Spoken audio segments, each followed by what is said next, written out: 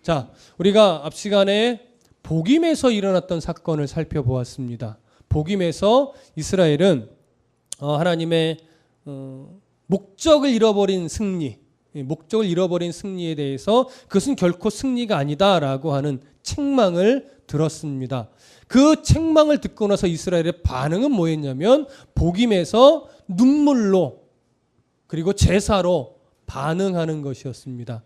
근데 우리는 그 눈물과 그 제사가 온전한 회개의 모습이었다면 얼마나 좋았을까라고 하는 생각을 하게 되었습니다. 왜냐하면 그들은 눈물을 흘리는 것에 따른 삶의 내용들, 제사를 하나님 앞에 드린 것에 대한 삶의 내용들이 전혀 있지 않았고 오히려 사사기는 그 이후로 이어지는 내용들 속에서 하나님을 기억하지 못했더라, 여호와를 섬기지 못했더라, 우상을 섬겼더라라는 내용으로 가득 차 있기 때문에 그렇습니다. 그래서 마땅히 회개한 자의 삶에 나타나야 될 반응의 흔적들은 전혀 보이지 않았기 때문에 그들의 눈물은 오히려 가증스러운 눈물이었고 뭔가를 포기하고 싶지 않아서 하나님의 마음을 잠시 얼르는 차원의 눈물이었고 제사였다라고 하는 안타까운 부분을 우리가 보았습니다. 자, 이런 내용까지를 서론의 내용으로 삼고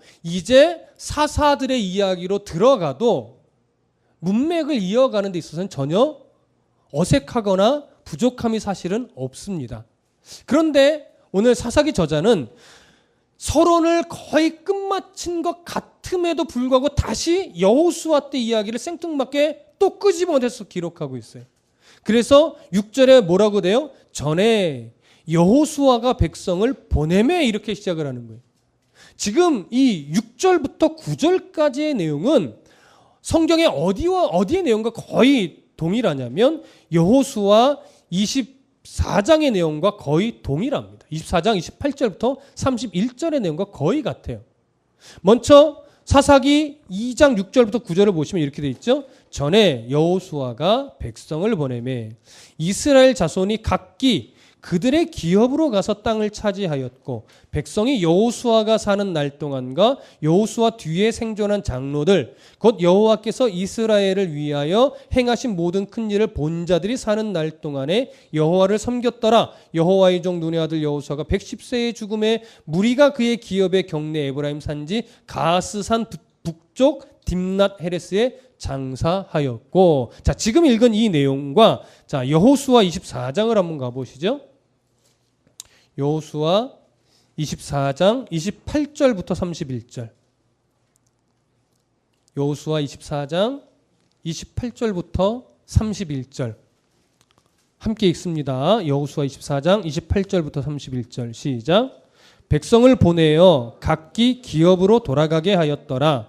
이 일 후에 여호와의 종 눈의 아들 여호수아가 110세의 죽음에 그들이 그를 그의 기업의 경내 딥낫세라에 장사하였으니 딥낫세라는 에브라임 산지 가스산 북쪽이었더라. 이스라엘이 여호수아가 사는 날 동안과 여호수아 뒤에 생존한 장로들 곧 여호와께서 이스라엘을 위하여 행하신 모든 일을 아는 자들이 사는 날 동안에 여호와를 섬겼더라. 자, 내용이 동일합니까? 다릅니까? 동일합니다. 그렇다면 사사기 저자는 지금 사사기 서론을 거의 끝맺는 시점에 들어왔음에도 불구하고 다시금 여호수아 시대를 정리하는 내용을 사사기의 서론 내용에 다시 끄집어와서 지금 기록하고 있는 거예요. 그렇다면 이 내용은 지금 무엇과 무엇을 비교하려고 하냐면 바로 여호수아 시대를 정리하는 내용, 다시 얘기하면 여호수아와 여호수아가 사는 날 동안 살았던 장로들과 백성들은 여호와의 큰 일을 다 보았고 그래서 죽는 날까지 여호와를 섬겼더라라는 내용으로 정리할 수 있는 여호수아 시대의 이야기를 오늘 본문 2장 10절과 대조하는 겁니다. 10절 다 같이 읽어볼까요? 사사기 2장 10절 시작. 그 세대의 사람도 다 그 조상들에게로 돌아갔고 그 후에 일어난 다른 세대는 여호와를 알지 못하며 여호와께서 이스라엘을 위하여 행하신 일도 알지 못하였더라. 자, 10절 상반절을 제외하고 중간부터 다른 세대는 이렇게 되죠. 다른 세대는 여호와를 알지 못하며 여호와께서 이스라엘을 위하여 행하신 일도 알지 못하였다. 자, 여호와를 섬겼다는 내용이에요? 섬기지 않았다는 내용이에요? 섬기지 않았다는 내용이죠. 이게 바로 사사시대를 대표하는 이야기예요. 여호수아 시대를 대표하는 건 결국 여호와를 섬겼더라 이 이야기고, 사사시대를 대표하는 내용은 결국 여호와를 섬기지 않았더라. 근데 그 기준의 내용을 보면 여호수아와 여호수아의 그때의 백성들은 뭘 봤어요? 여호와께서 행하신 모든 큰 일을 보았어요. 그래서 여호와를 섬겼어요. 그런데 사사시대에는 여호와를 알지도 못했고 여호와께서 행하신 일도 보지 못했어요. 결국 여호와를 섬기지 않았다라는 내용입니다. 바로 이 두 사건에 대한 비교는 무엇과 맞물리는 거냐면 이스라엘이 가나안 거민들을 쫓아내지 않았던 앞에의 이유들과 맞물려가는 거예요. 그들이 가나안 거민들을 쫓아내지 않은 이유의 근본적인 내용 안에는 뭐가 있느냐? 하나님이 가장 핵심적으로 문제라고 보는 것이 무엇이냐? 이걸 지금 이제 꺼내 놓는 거예요. 자, 6절을 한번 다시 보십시오. 6절. 사사기 2장 6절. 다 같이 읽어보겠습니다. 시작. 전에 여호수아가 백성을 보내매 이스라엘 자손이 각기 그들의 기업으로 가서 땅을 차지하였고, 여호수아 때의 이야기입니다. 그때 여호수아가 이스라엘 백성들을 자기들의 기업으로 보냈어요. 그래서 뭐 했냐면 땅을 차지했죠. 그 땅을 차지했다라고 하는 내용과 연결해서 7절은 그들이 땅을 차지할 수 있었던 이유가 뭐냐를 밝히는 건데, 7절 다 같이 읽어볼게요. 시작. 백성이 여호수아가 사는 날 동안과 여호수아 뒤에 생존한 장로들 곧 여호와께서 이스라엘을 위하여 행하신 모든 큰 일을 본 자들이 사는 날 동안에 여호와를 섬겼더라. 자, 이스라엘이 여호수아 시대 때 각기 기업으로 돌아가서 땅을 차지하였다라고 하는 내용의 중심에는 뭐가 있냐면 7절이 그 이유를 밝히는데, 여기에 보면 7절에 모든이라는 단어가 몇 번 사용되어 있습니까? 7절에 잘 보시면 한 번 사용되어 있어요. 이스라엘을 위하여 행하신 모든 큰 일을 본 자. 근데 이걸 히브리어 원문으로 보면 모든이라는 단어가 3번이 나와요. 어디에 첫 번째로 나오냐면 백성이 여호수아가 사는 모든 날 동안과, 이게 날 앞에 모든이라는 단어가 붙습니다. 여호수아가 사는 모든 날 동안과 그 다음에 여호수아 뒤에 생존한 장로들 곧 여호와께서 이스라엘을 위하여 행하신 모든 큰 일, 여기에 모든은 이제 번역이 되어 있고, 모든 큰 일을 본 자들이 사는 모든 날 동안이라고 여기서 모든이 또 한 번 들어갑니다. 그래서 모든 날 동안에 여호와를 섬겼더라, 이렇게 모든이라는 단어가 3번 나옵니다. 근데 중요한 것은 여호와께서 행하신 모든 큰 일도 중요한데 그 앞뒤로 중요한 것은 뭐냐면 여호수아가 사는 모든 날 동안, 그리고 그 뒤에 백성들이 사는 모든 날 동안, 이게 중요한 거예요. 자, 여호수아가 사는 모든 날 동안 뭘 봐요?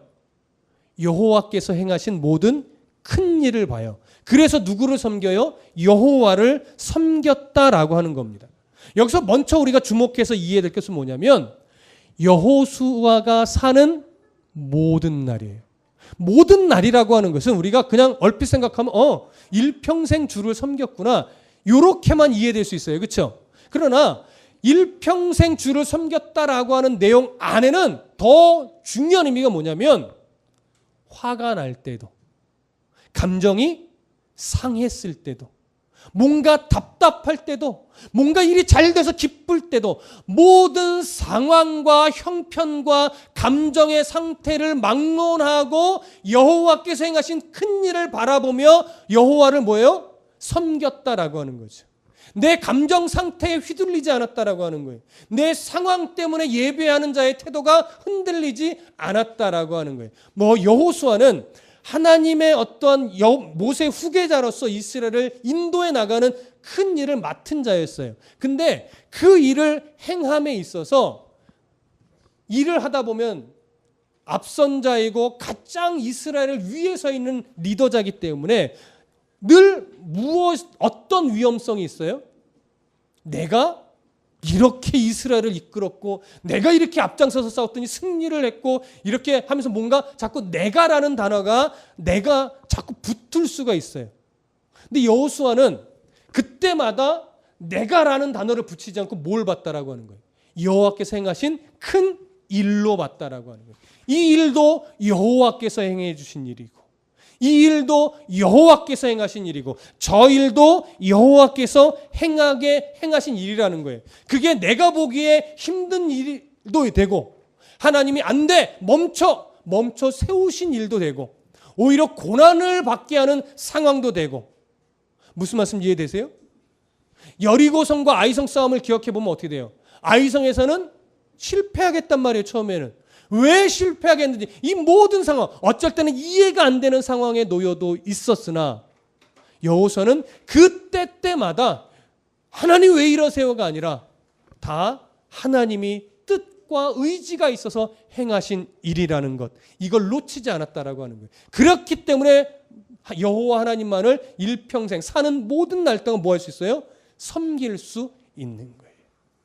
여호수아가 이런 자세로 이런 태도로 여호와 하나님을 섬기는 모습을 누가 봅니까? 이스라엘 백성들이 보는 거예요. 그랬더니 이스라엘 백성들도 자기들이 사는 모든 날 동안 뭘 봐요? 여호와께서 행하신 큰 일을 봐요. 이 얘기는요, 다시 정리하면 이거예요. 백성들 중에 삶을 살아나가다가 불평할 일이 생기고 원망할 일이 생깁니까? 안 생깁니까? 당연히 생기죠.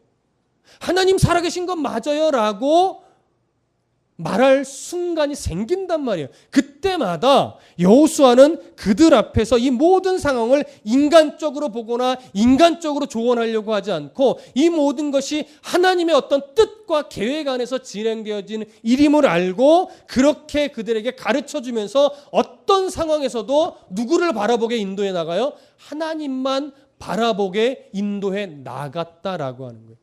그렇게 모든 상황 속에서 하나님을 보도록 여호수아가 인도해 주었더니 그들이 사는 모든 날 동안 뭘 봐요? 여호와께서 행하신 큰 일을 보아요. 그래서 그들도 사는 모든 날 동안 누구를 섬겨요? 여호와 하나님을 섬겼다라고 하는 거예요.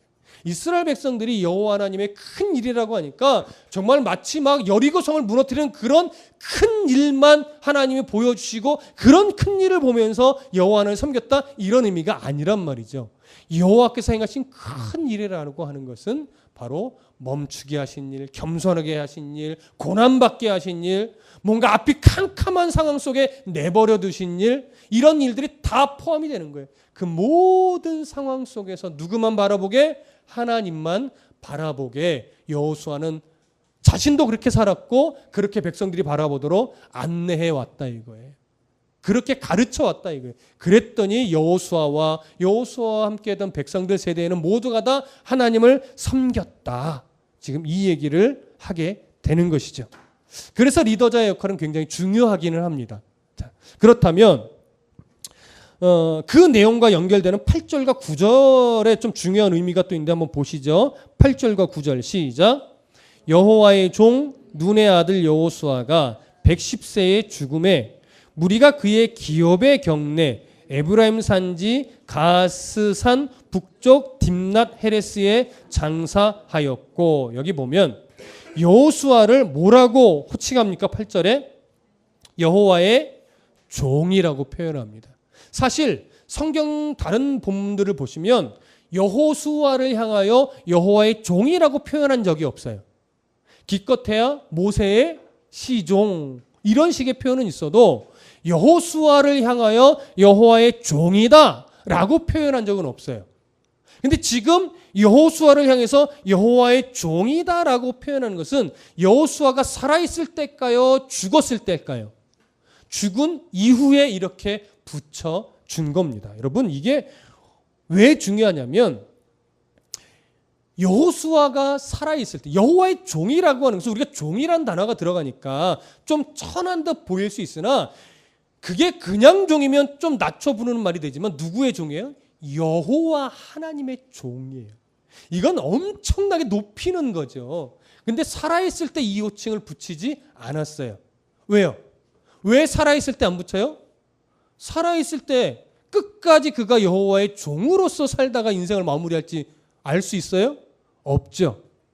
죽고 나서 그의 삶이 정말 여호와 하나님의 종이었다라고 평가해 주는 거예요. 살아있을 때 함부로 이런 호칭을 붙이는 게 사실 아닙니다. 하나님이 직접 불러주시는 것 외에 감히 사람이 함부로 그 사람의 인생을 최종 결론 내서 살아있는데 여호와의 종이다 이렇게 하는 게 아니에요. 여러분 동상도 사람이 살아있을 때 동상을 만들어주는 일은 없죠. 그건 되게 잘못. 그러다가 지금 우리나라에서도 어느 뭐 섬마을인가 거기에 누가 살아있는데 그 사람의 업적을 기리면서 동상 만들었다가 지금 큰 비난의 소리를 듣지요. 사람이 살아있을 때 그 사람의 업적을 기리는 게 아닙니다. 그 사람이 죽은 이후에 정말 그의 삶이 훌륭했고 존경받을 만하다 할 때 그의 업적을 기려주는 거예요. 그러니까 가끔 여러분들이 이제 기도할 때 보면 이제 목회자를 위해서 기도해 주잖아요. 그때 지금은 안 그런데 초반에는 목사님을 이렇게 높이려고 여호와의 사자 막 이런 식으로 표현하면 저는 여기 앉아가지고 막 몸둘 바를 모르는 거예요. 난 아직 여호와의 사자가 아닌데, 뭐 하나님이 보내시는 뭐 그런 사자가 아닌데 막 이렇게. 그래서 제가 오전에도 리더 이 정도 표현이면 좋겠다라고 했던 게 그런 의미입니다. 여러분들이 제가 만약에 정말 은퇴하고 이렇게 이제 생을 마감했어요.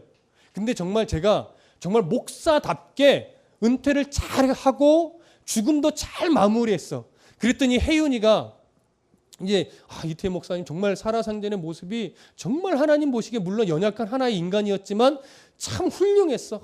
이 공로를 기리고 싶어. 그러니까 혜윤이가 딱 앞장서서 우상이 되지 않는 범위 내에서, 그러니까 교주처럼 만들어지지 않는 범위 내에서 여호와의 종이었습니다. 이렇게 기려준다면 그거는 좋은 일이죠. 근데 감히 제가 살아있을 때 하나님 앞에 이태희 목사님 여호와 종 같아 이렇게 얘기하는 건 하나님 앞에 무례를 범하는 거죠. 내가 끝까지 여호와의 종의 모습을 지키고 있을지 우리가 서로 알아요 몰라요? 모르죠.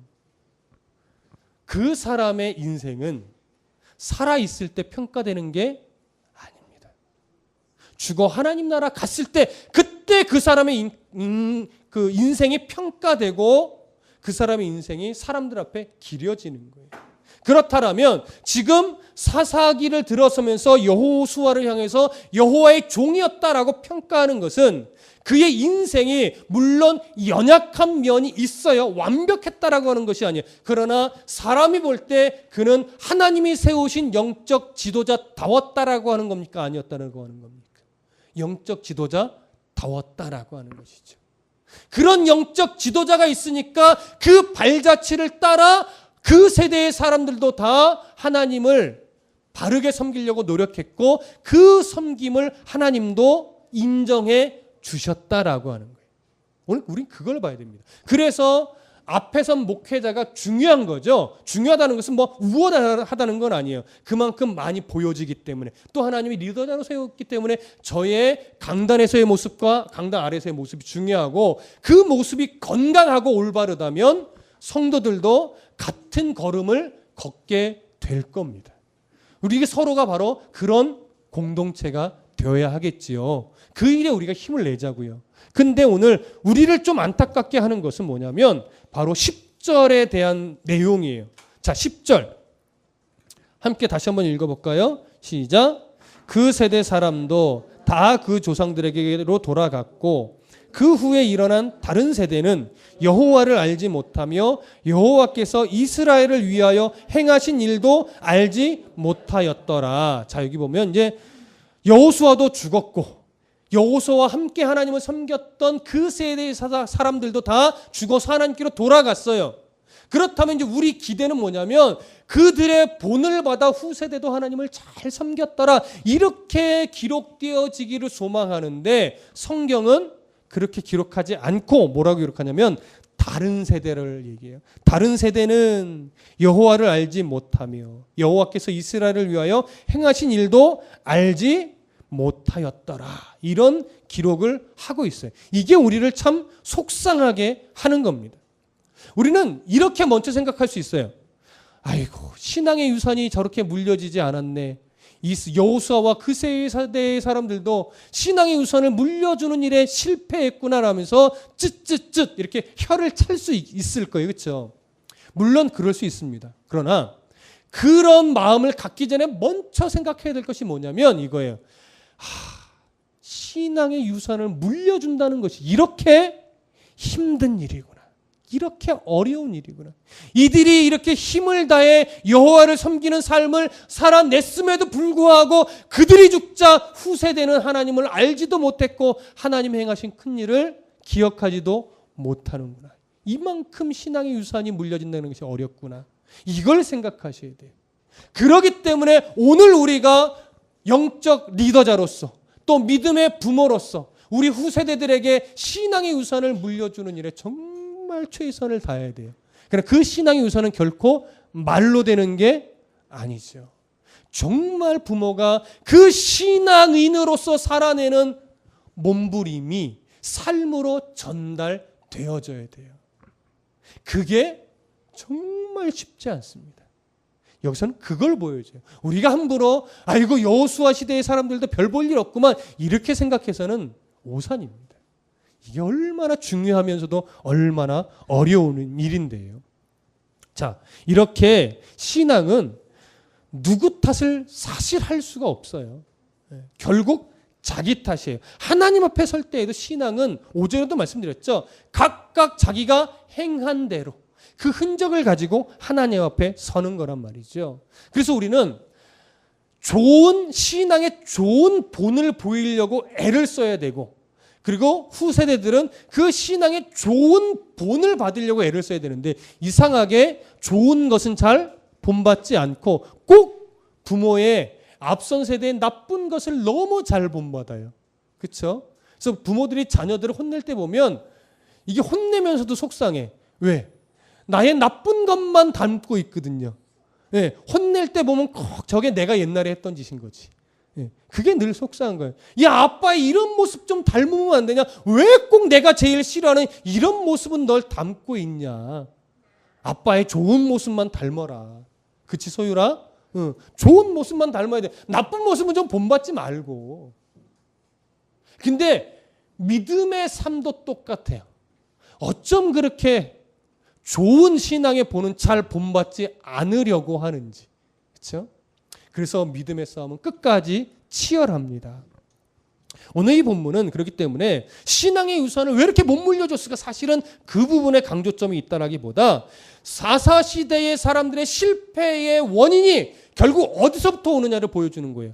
종교적인 일에 성공하지 못하고 종교적인 일에 실패하니까 결국 무엇으로 가더라? 가나안을 바르게 하나님 원하시는 모습으로 온전하게 승리하고 정복하는 데에도 실패하더라.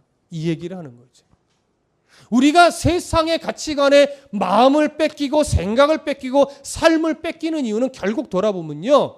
하나님을 바르게 섬기는 자세에 실패하고 있기 때문에 그래요. 하나님을 바르게 배우고 하나님을 바르게 알고 그래서 그 하나님 원하시는 대로 삶을 살아가는 이 중심에서 놓치고 거리가 멀어지고 실패하면 결국 우리의 삶은 어디로 갈 수밖에 없어요? 세상의 가치관으로 다 갈 수밖에 없는 겁니다. 그래서 우리는 또 교회는 혹여나 다른 것은 다 놓쳐도 하나님이 누구신지 하나님은 우리를 위해 무엇을 해주셨는지 그리고 하나님은 우리에게 어떤 기대를 갖고 계시는지 이것을 가르치고 이것을 배우는 일만큼은 우리가 놓치거나 실패해서는 안 되는 겁니다. 그래서 교회는 어떤 행사 많이 안 해도 가장 중요한 것 한 가지. 하나님이 어떤 분이냐? 하나님이 우리를 위해 뭘 해주셨냐? 하나님이 앞으로 우리를 위해 어떤 기대와 작정함을 갖고 계시느냐? 그 내용을 성경에 대한 바른 근거를 가지고 계속해서 끊임없이 가르치는 일에 최선을 다해야 합니다. 그러면 변화시키고 자라게 하고 열매 맺게 하는 건 누구의 몫이라고요? 그건 하나님의 몫이라고요. 그래서 하나님 우리가 부모로서 하나님 나라 갔을 때 자녀들에게 너 왜 자녀들에게 이런 열매를 못 맺었어? 이런 책망하지 않으실 거예요. 아마 이런 책망을 하면 이런 걸 거예요. 너 왜 끊임없이 믿음의 부모답게 바르게 삶으로 가르치지 않았어? 이 훈계는 받을지 몰라요. 네 자녀에게 이런 열매를 맺게 해야지 이게 아니라 그 열매는 하나님 몫이니까. 왜 본을 보이지 못했니? 왜 그때 연약하여 너 또한 세상의 가치에 매여서 그렇게 자녀들 앞에 본이 되지 못했니? 그런 책망은 받겠죠. 그 책망을 받지 않게 하기 위해서 우리는 지금부터 더 믿음의 유산을 바르게 물려줄 수 있는 믿음의 부모임을 잊지 않고 또 믿음의 선배임을 잊지 않고 또 앞선 목회자임을 잊지 않고 더 바른 믿음의 유산을 물려주기 위해 부단히도 애써야 할 겁니다. 우리 이 부분만큼은 실패하지 않는 교회가 되고 이 부분만큼은 실패하지 않는 목회자가 되고 이 부분만큼은 실패하지 않는 믿음의 부모 또 좋은 믿음의 선배들이 되어 가시기를 간절히 축복합니다. 기도하겠습니다.